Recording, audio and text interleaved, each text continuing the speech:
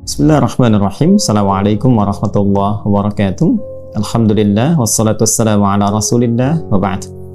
Bu, kita menghargai semua perkembangan pengetahuan, teknologi, peradaban dan sebagainya. Tapi ibu jangan sampai lemah dalam satu hal ini. Demi Allah saya katakan, apresiasi tertinggi dari Allah kepada seorang perempuan yang telah berumah tangga ternyata bukan profesi dunianya. Tapi ketika ibu bisa optimal menjadi seorang ibu dengan semua tugasnya. Kalau belum menikah jadi seorang anak dengan tugasnya. Kalau menikah belum punya anak jadi seorang istri dengan tugasnya. Nanti saya turutkan hadis-hadisnya. Jadi ibu itu ke surga, maaf ya, kalau nanti masuk dengan izin Allah misalnya, tingkat tertingginya itu bukan karena misalnya aktif mendampingi kegiatan di luar. Bukan karena aktif punya kegiatan banyak dengan teman-teman, bukan. Yang paling utama itu di rumah anak bagaimana. Sehingga ketika suami pulang, dia membawa satu hasil dari kegiatannya. Dalam lelahnya dia menikmati candanya yang telah menyelesaikannya istrinya. Itu bu, setiap apa yang dikerjakan kalau benar demikian, perhatikan hadisnya di At-Tirmidzi.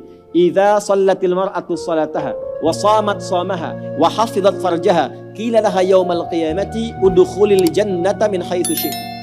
Kalau ada seorang perempuan gak pernah sholat sunnah, cuman sholat fardu saja, gak pernah puasa sunnah, puasanya Ramadan saja, dia menaati pada suaminya, menjaga kehormatan keluarganya, dia menempatkan tugas di rumah sebagai tugas utamanya, maka apa yang terjadi?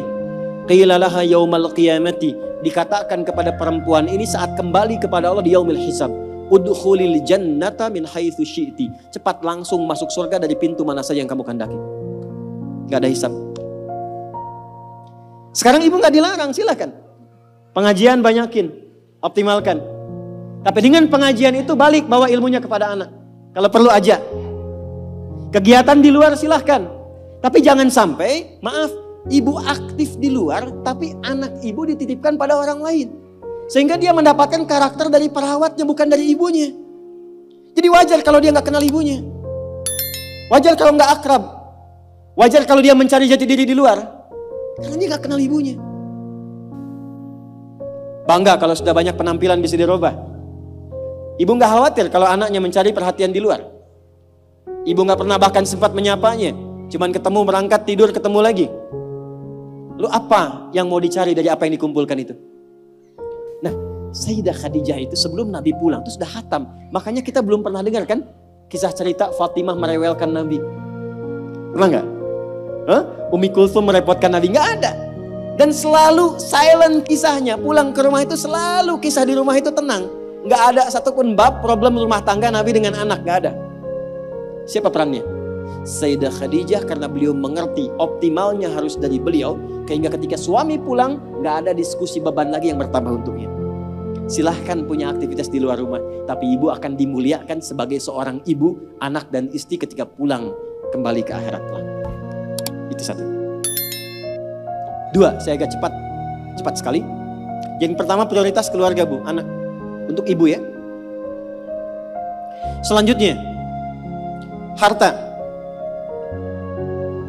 Mohon maaf sebesar-besarnya. Sayyidah Khadijah, walaupun mendapatkan penghasilan dari aktivitas dagangnya, tidak pernah menjadikan bagian harta beliau hanya untuk dikuasai bagi pribadinya.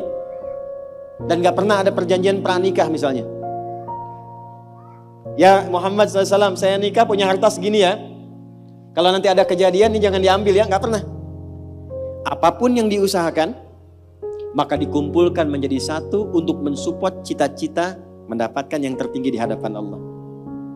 Ibu apapun yang didapatkan kalau punya penghasilan, pendapatan dan sebagainya, dudukan jadi satu sebagai harta keluarga bersama.